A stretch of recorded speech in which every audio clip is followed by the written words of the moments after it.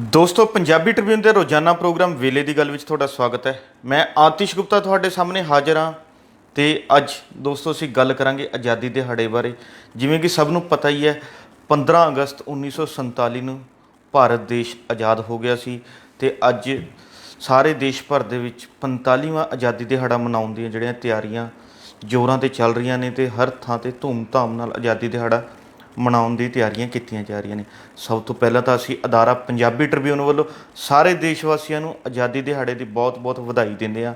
ਇਸ ਦੇ ਨਾਲ ਹੀ ਦੇਸ਼ ਨੂੰ ਆਜ਼ਾਦ ਕਰਵਾਉਣ ਲਈ ਅਨੇਕਾਂ ਲੋਕਾਂ ਨੇ ਕੁਰਬਾਨੀਆਂ ਦਿੱਤੀਆਂ, ਜੇਲ੍ਹਾਂ ਕੱਟੀਆਂ।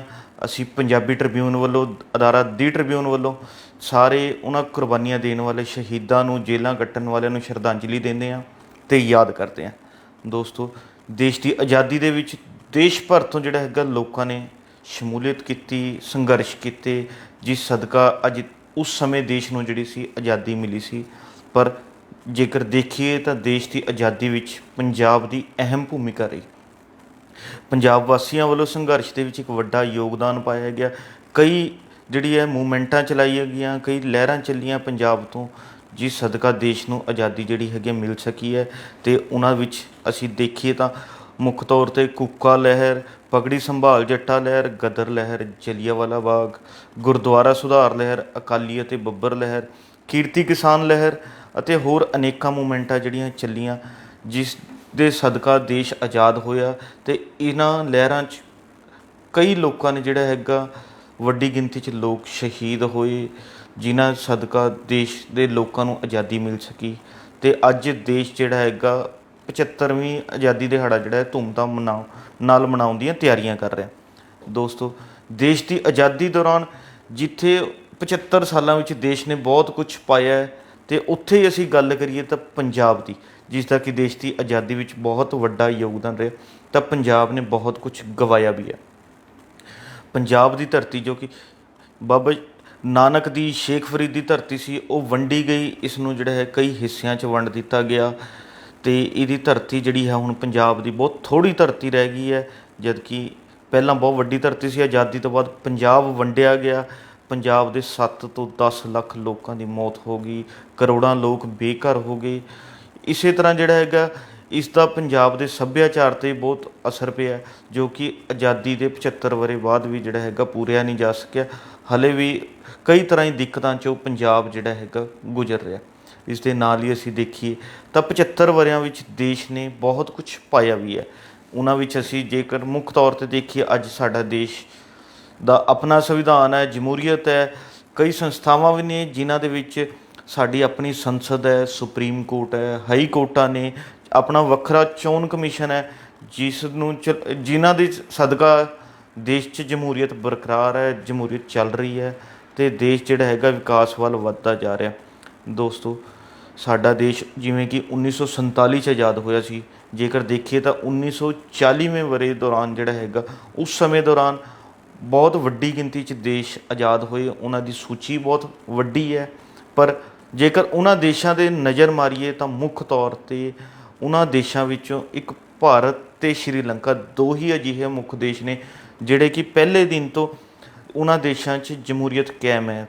ਭਾਰਤ ਔਰ ਸ਼੍ਰੀਲੰਕਾ ਦੇ ਵਿੱਚ ਜਿਹੜੀ ਹੈਗੀ ਪਹਿਲੇ ਦਿਨ ਤੋਂ ਜਮਹੂਰੀਅਤ ਕਾਇਮ ਆ ਰਹੀ ਹੈ, ਚੱਲੀ ਆ ਰਹੀ ਹੈ। ਅਤੇ ਹੋਰ ਵੱਡੀ ਗਿਣਤੀ 'ਚ ਦੇਸ਼ ਇਹੋ ਜਿਹੇ ਨੇ ਜਿਨ੍ਹਾਂ ਦੇ ਰਾਜ ਪਲਟ ਗਏ, ਉਹਨਾਂ 'ਚ ਫੌਜੀ ਰਾਜ ਲੱਗ ਗਿਆ, ਜਿਸ 'ਚ ਮੁੱਖ ਤੌਰ 'ਤੇ ਜੇਕਰ ਦੇਖੀਏ ਤਾਂ ਪਾਕਿਸਤਾਨ ਹੋ ਗਿਆ, ਬੰਗਲਾਦੇਸ਼ ਹੋ ਗਿਆ, ਹੋਰ ਵੀ ਇਸ ਤਰ੍ਹਾਂ ਦੇ ਕਈ ਦੇਸ਼ ਨੇ ਜਿਵੇਂ ਕਿ ਜਿੱਥੇ ਕਿ ਫੌਜੀ ਰਾਜ ਲੱਗੇ ਹੋਏ ਨੇ, ਉੱਥੇ ਸਰਕਾਰਾਂ ਕੁਝ ਨਹੀਂ ਕਰ ਪਾ ਰਹੀਆਂ। ਪਰ ਸਮੇਂ ਦੇ ਨਾਲ ਨਾਲ ਜਿਹੜਾ ਹੈਗਾ ਕਈ ਦੇਸ਼ਾਂ ਨੇ ਵਿੱਚ ਜਮਹੂਰੀਅਤ ਕਾਇਮ ਕਰਨ ਨੂੰ ਟਾਈਮ ਲੱਗਿਆ, ਸਮਾਂ ਲੱਗਿਆ, ਪਰ ਉਹ ਕਈ ਦੇਸ਼ ਇਹੋ ਜਿਹੇ ਨੇ ਜਿਹੜਾ ਕਿ ਜਮਹੂਰੀਅਤ ਨੂੰ ਕਾਇਮ ਕਰਨ ਦੇ ਵਿੱਚ ਕਾਮਯਾਬ ਹੋ ਗਏ ਨੇ। ਅਤੇ ਇਸ ਨਾਲ ਜਿਹੜਾ ਹੈਗਾ ਦੇਸ਼ 'ਤੇ ਆਜ਼ਾਦੀ 'ਤੇ ਜਿਹੜਾ ਹੈਗਾ ਹੋਰਨਾਂ ਦੇਸ਼ਾਂ 'ਤੇ ਵੀ ਕਈ ਤਰ੍ਹਾਂ ਦੇ ਅਸਰ ਦੇਖਣ ਨੂੰ ਮਿਲੇ। ਦੇਖੀਏ ਤਾਂ ਦੇਸ਼ ਨੂੰ ਆਜ਼ਾਦ ਹੋਏ ਨੂੰ ਅੱਜ ਲੰਬਾ ਸਮਾਂ ਬੀਤ ਚੁੱਕਿਆ, ਪਰ ਉਸ ਦੇ ਬਾਵਜੂਦ ਜਿਹੜਾ ਹੈਗਾ ਦੇਸ਼ ਦੇ ਵਿੱਚ ਲੋਕਾਂ ਨੂੰ ਕਈ ਤਰ੍ਹਾਂ ਦੀ ਚੁਣੌਤੀਆਂ ਦਾ ਸਾਹਮਣਾ ਕਰਨਾ ਪੈ ਰਿਹਾ। ਆਜ਼ਾਦੀ ਦੇ 75 ਵਰ੍ਹੇ ਬਾਅਦ ਵੀ ਸਾਡੀ ਸਮੇਂ ਦੀ ਸਰਕਾਰਾਂ ਦੇ ਗਲਤ ਫੈਸਲਿਆਂ ਕਰਕੇ ਦੇਸ਼ ਦੇ ਲੋਕਾਂ ਨੂੰ ਆਪਣੇ ਹੱਕਾਂ ਲਈ ਸੰਘਰਸ਼ ਕਰਨਾ ਪੈ ਰਿਹਾ, ਸੜਕਾਂ 'ਤੇ ਉਤਰਨਾ ਪੈ ਰਿਹਾ। ਜੇਕਰ ਮੁੱਖ ਤੌਰ 'ਤੇ ਦੇਖੀਏ ਤਾਂ ਇਸ ਸਮੇਂ ਦੇਸ਼ ਦੇ ਵਿੱਚ ਸਭ ਤੋਂ ਵੱਡੀ ਚੁਣੌਤੀ ਹੈਗੀ ਹੈ ਬੇਰੁਜ਼ਗਾਰੀ ਦੀ ਬਣੀ ਹੋਈ ਹੈ। ਦੇਸ਼ ਦੇ ਵਿੱਚ ਬੇਰੁਜ਼ਗਾਰੀ ਵੱਧਦੀ ਜਾ ਰਹੀ ਹੈ, ਸਰਕਾਰੀ ਨੌਕਰੀਆਂ ਖਤਮ ਹੋ ਰਹੀਆਂ ਨੇ, ਨਿੱਜੀ ਖੇਤਰ ਦੇ ਵਿੱਚ ਵਪਾਰ ਖਤਮ ਹੋ ਰਿਹਾ, ਉੱਥੇ ਹੀ ਦੇਸ਼ 'ਚ ਕਾਰਪੋਰੇਟ ਦਾ ਕਬਜ਼ਾ ਹੁੰਦਾ ਜਾ ਰਿਹਾ। ਜੇਕਰ ਅਸੀਂ ਸਾਲ 2019 ਦੇ ਸਰਕਾਰੀ ਆંકੜਿਆਂ 'ਤੇ ਨਜ਼ਰ ਮਾਰੀਏ ਤਾਂ ਸਾਨੂੰ ਪਤਾ ਲੱਗਦਾ ਵੀ ਕਿ ਉਹ ਆંકੜੇ ਦੱਸਦੇ ਨੇ ਵੀ ਕਿ 2019 ਦੇ ਵਿੱਚ 45 ਸਾਲਾਂ ਦੇ ਵਿੱਚ ਇੰਨੀ ਵੱਡੀ ਜਿਹੜੀ ਬੇਰੁਜ਼ਗਾਰੀ ਦੀ ਦਰ ਵਧੀ ਹੈ ਵੀ ਕਿ 45 ਸਾਲਾਂ ਦੇ ਆંકੜੇ ਨੂੰ ਪਛਾੜ ਦਿੰਦੀ ਹੈ। ਅਤੇ ਇੰਨੀ ਜਿਹੜੀ ਬੇਰੁਜ਼ਗਾਰੀ ਸਿਰਫ ਸਾਲ 2019 'ਚ ਹੋਈ ਹੈ। ਉਸ ਤੋਂ ਬਾਅਦ 2020 ਦੇ ਵਿੱਚ ਕਰੋਨਾ ਦੀ ਆਮਦ ਤੋਂ ਬਾਅਦ ਤਾਂ ਦੇਸ਼ 'ਚ ਬੇਰੁਜ਼ਗਾਰੀ ਲਗਾਤਾਰ ਵੱਧਦੀ ਜਾ ਰਹੀ ਹੈ। ਦੇਸ਼ 'ਤੇ ਇਸ ਦੇ ਨਾਲ ਹੀ ਸਿੱਖਿਆ ਸਿਹਤ ਪ੍ਰਬੰਧਾਂ ਦੀ ਜਿਹੜੀ ਹੈਗੀ ਲੋਕਾਂ ਦੇ ਸਾਹਮਣੇ ਪੋਲ ਖੁੱਲ੍ਹਦੀ ਜਾ ਰਹੀ ਹੈ। ਇਸ ਤੋਂ ਪਤਾ ਲੱਗਦਾ ਹੈ ਵੀ ਕਿ ਦੇਸ਼ ਦੇ ਵਿੱਚ ਆਜ਼ਾਦੀ ਨੂੰ ਬੇਸ਼ੱਕ 75 ਵਰ੍ਹੇ ਬੀਤ ਚੁੱਕੇ ਨੇ, ਪਰ ਅੱਜ ਵੀ ਦੇਸ਼ ਦੇ ਵਿੱਚ ਬੇਰੁਜ਼ਗਾਰੀ ਦੀ ਮੁੱਖ ਸਮੱਸਿਆ ਬਣੀ ਹੋਈ ਹੈ, ਜੋ ਕਿ ਆਜ਼ਾਦੀ ਤੋਂ ਪਹਿਲਾਂ ਸ਼ਹੀਦ ਭਗਤ ਸਿੰਘ ਹੋਰਾਂ ਦੀ ਮੁੱਖ ਮੰਗ ਸੀ ਕਿ ਦੇਸ਼ ਦੇ ਲੋਕਾਂ ਨੂੰ ਰੁਜ਼ਗਾਰ ਦਿੱਤਾ ਜਾਵੇ, ਚਾਹੇ ਉਹ ਖੇਤੀ ਖੇਤਰ ਹੋਵੇ, ਹੋਰ ਖੇਤਰ ਹੋਣ, ਉਹਨਾਂ ਦੇ ਵਿੱਚ ਰੁਜ਼ਗਾਰ ਦਿੱਤਾ ਜਾਵੇ। ਪਰ ਅੱਜ ਦੇਸ਼ ਦੇ ਵਿੱਚ ਬੇਰੁਜ਼ਗਾਰੀ ਵੱਧਦੀ ਜਾ ਰਹੀ ਹੈ। ਇਸ ਦੇ ਨਾਲ ਹੀ ਜੇਕਰ ਦੇਖੀਏ ਦੂਜੀ ਮੁੱਖ ਸਮੱਸਿਆ ਬਣ ਗਈ ਹੈ ਮਹਿੰਗਾਈ। ਦੇਸ਼ ਦੇ ਵਿੱਚ ਪੈਟਰੋਲ ਅਤੇ ਡੀਜ਼ਲ ਦੀਆਂ ਕੀਮਤਾਂ ਲਗਾਤਾਰ ਵੱਧਦੀਆਂ ਜਾ ਰਹੀਆਂ ਨੇ। ਪੈਟਰੋਲ ਅਤੇ ਡੀਜ਼ਲ ਦੀਆਂ ਕੀਮਤਾਂ ਕਰਕੇ ਜਿਹੜਾ ਹੈਗਾ ਭਾਰਤ ਦੇਸ਼ ਦੇ ਵਿੱਚ ਹਰ ਖੇਤਰ ਦੇ ਵਿੱਚ ਮਹਿੰਗਾਈ ਲਗਾਤਾਰ ਜਿਹੜੀ ਹੈ ਅਸਮਾਨ ਨੂੰ ਹੱਥ ਲਾ ਰਹੀ ਹੈ, ਜਿਸ ਕਰਕੇ ਆਮ ਲੋਕਾਂ ਨੂੰ ਜਿਹੜਾ ਹੈਗਾ ਆਪਣਾ ਜੀਵਨ ਗੁਜ਼ਾਰਨ ਦੇ ਵਿੱਚ ਬਹੁਤ ਤਰ੍ਹਾਂ ਦੀ ਦਿੱਕਤਾਂ ਦਾ ਸਾਹਮਣਾ ਕਰਨਾ ਪੈ ਰਿਹਾ। ਲੋਕ ਮਹਿੰਗਾਈ ਦੇ ਕਰਕੇ ਜਿਹੜਾ ਹੈਗਾ ਬੇਘਰ ਹੋ ਰਹੇ ਨੇ। ਉਹਨਾਂ ਨੂੰ ਰੁਜ਼ਗਾਰ ਲਈ ਜਾਂ ਕਮਾਈ ਦੇ ਸਾਧਨਾਂ ਲਈ ਆਪਣੇ ਘਰ ਛੱਡ ਕੇ ਇੱਕ ਥਾਂ ਤੋਂ ਦੂਜੀ ਥਾਂ 'ਤੇ ਜਾਣਾ ਪੈ ਰਿਹਾ। ਉੱਥੇ ਜਾ ਕੇ ਵੀ ਜਿਹੜਾ ਹੈਗਾ ਉਹਨਾਂ ਦਾ ਗੁਜ਼ਾਰਾ ਨਹੀਂ ਹੋ ਪਾ ਰਿਹਾ ਅਤੇ ਲੋਕ ਜਿਹੜਾ ਹੈਗਾ ਭੁੱਖਮਰੀ ਦਾ ਸ਼ਿਕਾਰ ਹੋ ਰਹੇ ਨੇ, ਭੁੱਖੇ ਮਰਨ ਲਈ ਮਜਬੂਰ ਹੋ ਰਹੇ ਨੇ। ਇਸ ਦੇ ਨਾਲ ਹੀ ਗੱਲ ਕਰੀਏ ਤਾਂ ਇਸ ਸਮੇਂ ਦੇਸ਼ ਦੇ ਵਿੱਚ ਨਿੱਜੀਕਰਨ ਦੀ ਸਮੱਸਿਆ ਜਿਹੜੀ ਹੈਗੀ ਇੱਕ ਵੱਡੀ ਚੁਣੌਤੀ ਬਣ ਚੁੱਕੀ ਹੈ। ਦੇਸ਼ ਦੇ ਵਿੱਚ ਹਰ ਖੇਤਰ ਜਿਹੜਾ ਨਿੱਜੀਕਰਨ ਦਾ ਜਿਹੜਾ ਹੈਗਾ ਬੋਲਬਾਲਾ ਹੁੰਦਾ ਜਾ ਰਿਹਾ। ਮੁੱਖ ਤੌਰ 'ਤੇ ਦੇਖੀਏ ਤਾਂ ਦੇਸ਼ ਦੀ ਸਿਹਤ ਪ੍ਰਣਾਲੀ ਉਹ ਵੀ ਨਿੱਜੀ ਹੱਥਾਂ ਦੇ ਵਿੱਚ ਚਲੀ ਗਈ ਹੈ। ਸਿੱਖਿਆ ਦਾ ਪ੍ਰਬੰਧ ਨਿੱਜੀ ਹੱਥਾਂ ਦੇ ਵਿੱਚ ਚਲਾ ਗਿਆ। ਇਸ ਦੇ ਨਾਲ ਹੀ ਹੋਰ ਵੀ ਜਿਹੜੇ ਹੈਗਾ ਸਰਕਾਰੀ ਡਿਪਾਰਟਮੈਂਟ ਵੀ, ਕਈ ਜਿਹੜੇ ਵਿਭਾਗ ਵੀ ਉਹ ਨਿੱਜੀ ਹੱਥਾਂ ਦੇ ਵਿੱਚ ਚਲੇ ਗਏ ਨੇ। ਕੁਝ ਜਿਹੜੇ ਹੈਗੇ ਜਾਣ ਦੀ ਤਿਆਰੀ ਕੀਤੀ ਜਾ ਰਹੀ ਹੈ, ਜਿਸ ਤੋਂ ਪਤਾ ਲੱਗਦਾ ਵੀ ਕਿ ਦੇਸ਼ ਦੇ ਵਿੱਚ ਨਿੱਜੀਕਰਨ ਜਿਹੜਾ ਹੈਗਾ ਕਿੰਨਾ ਹੁੰਦਾ ਜਾ ਰਿਹਾ। ਕਾਰਪੋਰੇਟ ਕੰਪਨੀਆਂ ਕਿਸ ਤਰ੍ਹਾਂ ਕਾਬਜ਼ ਹੁੰਦੀਆਂ ਜਾ ਰਹੀਆਂ, ਜਿਸ ਦੇ ਸਦਕਾ ਦੇਸ਼ ਦੇ ਵਿੱਚ ਲੋਕਾਂ ਦਾ ਰੁਜ਼ਗਾਰ ਵੀ ਜਿਹੜਾ ਹੈਗਾ ਲਗਾਤਾਰ ਖੁੱਸਦਾ ਜਾ ਰਿਹਾ ਅਤੇ ਲੋਕ ਜਿਹੜੇ ਹੈਗੇ ਆ ਇੱਕ ਬਹੁਤ ਥੋੜ੍ਹੀਆਂ ਕੀਮਤਾਂ 'ਤੇ ਰੁਜ਼ਗਾਰ ਜਿਹੜਾ ਹੈਗਾ ਨੌਕਰੀ ਕਰਨ ਲਈ ਮਜਬੂਰ ਹੋਏ ਹੋਏ ਨੇ। ਇਸ ਦੇ ਨਾਲ ਹੀ ਸਭ ਤੋਂ ਵੱਡੀ ਜਿਹੜੀ ਸਮੱਸਿਆ ਬਣੀ ਹੋਈ ਹੈ ਇਸ ਟਾਈਮ ਕਿਰਤੀ ਅਤੇ ਕਿਸਾਨਾਂ ਦੇ ਹੱਕਾਂ 'ਤੇ ਛਾਪਾ ਵੀ ਕਿ ਜੋ ਕਿ ਸਭ ਤੋਂ ਵੱਡੀ ਸਮੱਸਿਆ ਬਣੀ ਹੋਈ ਹੈ। ਕੇਂਦਰ ਸਰਕਾਰ ਵੱਲੋਂ ਕਿਸ ਤਰ੍ਹਾਂ ਜਿਹੜਾ ਹੈਗਾ ਸਾਲ 2020 ਦੇ ਵਿੱਚ 3 ਕੇਂਦਰੀ ਖੇਤੀ ਜਿਹੜੇ ਹੈਗੇ ਬਿੱਲ ਲਿਆਂਦੇ ਜਾਂਦੇ ਨੇ ਅਤੇ ਉਹਨਾਂ ਨੂੰ ਬਾਅਦ ਦੇ ਵਿੱਚ ਧੱਕੇ ਨਾਲ ਹੀ ਉਹਨਾਂ ਨੂੰ ਕਾਨੂੰਨ ਬਣਾ ਲਿੱਤਾ ਜਾਂਦਾ ਹੈ ਅਤੇ ਉਹਨਾਂ ਕਾਨੂੰਨਾਂ ਦਾ ਜਿਹੜਾ ਪਹਿਲੇ ਦਿਨ ਤੋਂ ਵਿਰੋਧ ਹੋ ਰਿਹਾ।